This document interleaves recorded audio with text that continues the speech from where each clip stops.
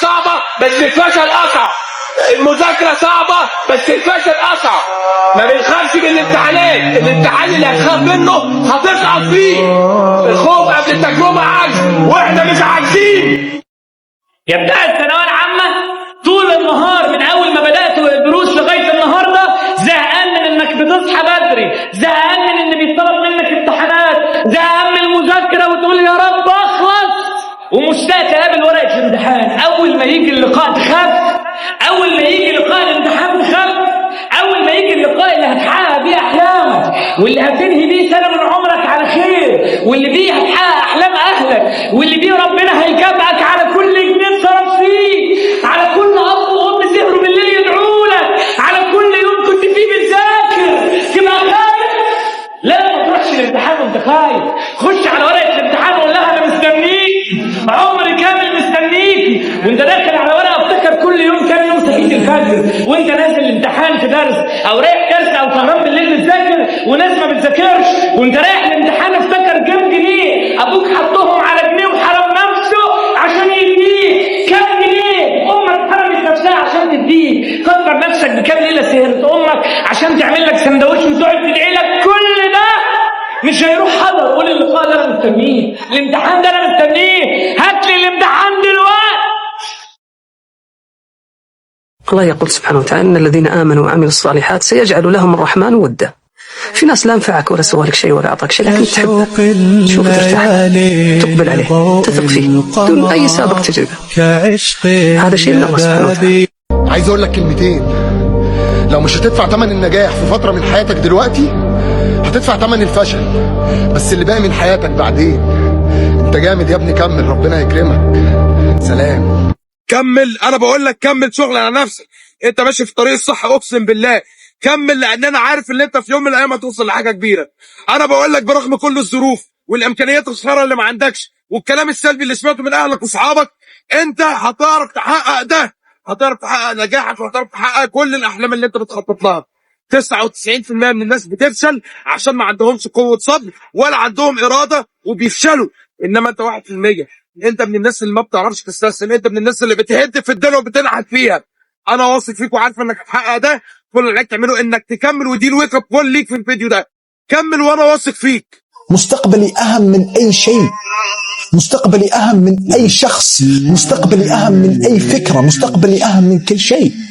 حتى لو اضطريت انه كل الناس في حياتي اطلعهم برا، انهم بيخربون علي حياتي، مستقبلي خصوصا، كلهم ينقلعون مهما كانت صلة القرابة اللي بيني وبينهم، كلهم برا، لهم احترامهم، تقدير، ولكن من دائرتي، من السيركل حقي، لا، ينقلعون كلهم. كل مرة تقول هبدأ في الوقت ده، خلاص لازم الأسبوع الجاي ده أظبط الدنيا وأرتب كل حاجة وأخلصها، ده أنا هعمل جداول، ده أنا هسوي الهواء، وما بيحصلش حاجة عزيزي المشاهد. يجي يوم السبت وبعده الحد وتقول بقى هبدأ خلاص الأسبوع الجاي عشان أبقى فايق، ما بيحصلش.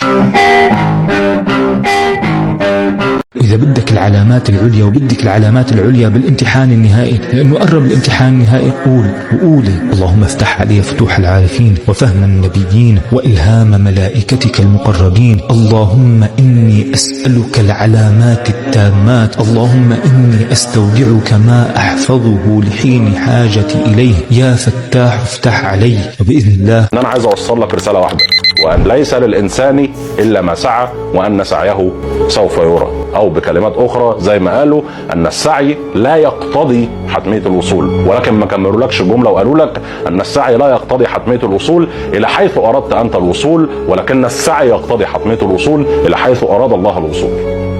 بس المهم أن أنت تسعى وتحاول.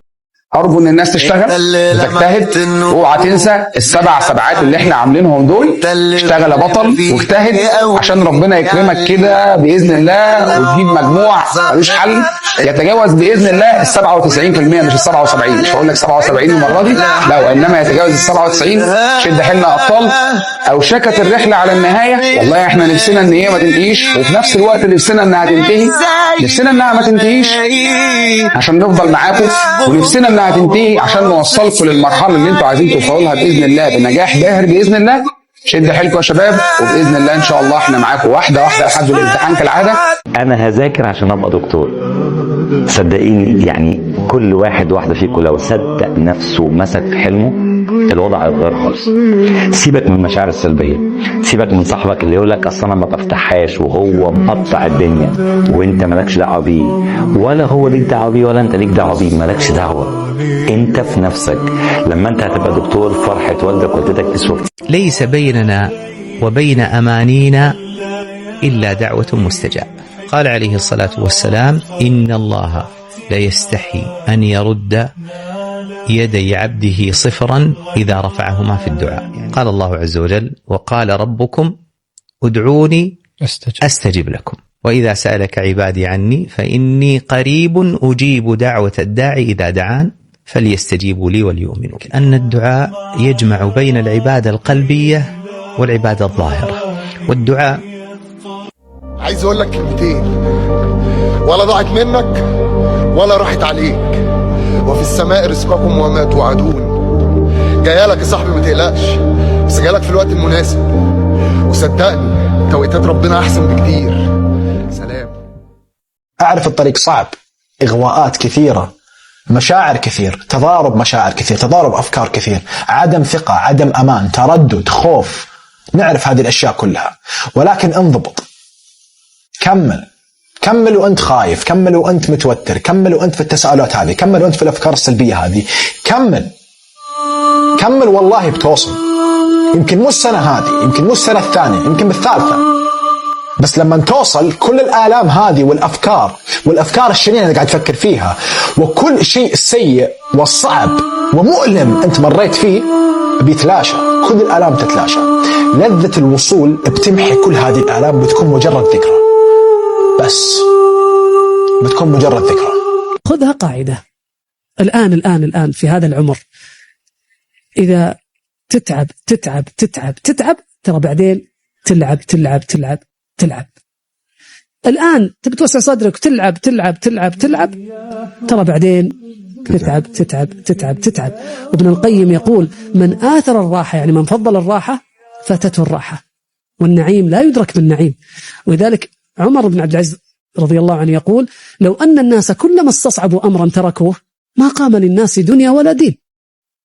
والبحث عن عمل مريح هو أول ثقب في سفينة طموحك.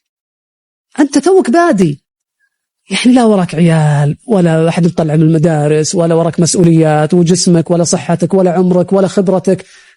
تبي تدور لك مكان تندس فيه ووظيفته ما حد يدري عنك وتجلس كذا ولا تقابل أحد وبس وينزل عليك هالقاطور. إذا وجدت مثل هذا، ما أقول وظيفة، مثل هذا المستنقع يجب أن تقفز.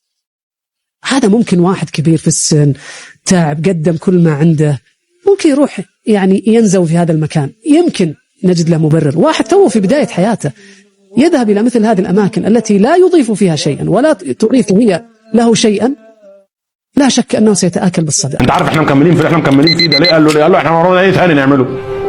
هل عندك حاجة أهم من إنك تسعى إنك تحسن وضعك؟ عندك حاجة أهم من إنك تحاول تخرج من اللي أنت فيه؟ عندك حاجة أهم من إنك تحاول تنتشل نفسك من الوضع السيء اللي أنت غرقان فيه لشوشتك من أول لحد آخر ثانية؟ ما عندكش. إذا فلنطوي الصفحة ولنستمر، وليقضي الله أمرا كان مفعولا. مستقبلي أهم من أي شيء، مستقبلي أهم من أي شخص، مستقبلي أهم من أي فكرة، مستقبلي أهم من كل شيء. حتى لو اضطريت إنه كل الناس في حياتي أطلعهم برا، إنهم بيخربون علي حياتي، مستقبلي خصوصا كلهم ينقلعون، مهما كانت صلة القرابة اللي بيني وبينهم، كلهم برا، لهم احترام تقدير، ولكن من دائرتي من السيركل حقي لا، ينقلعون كلهم. قوم، محدش هينفعك. قوم وشوف مصلحتك، الدنيا مش هتستناك.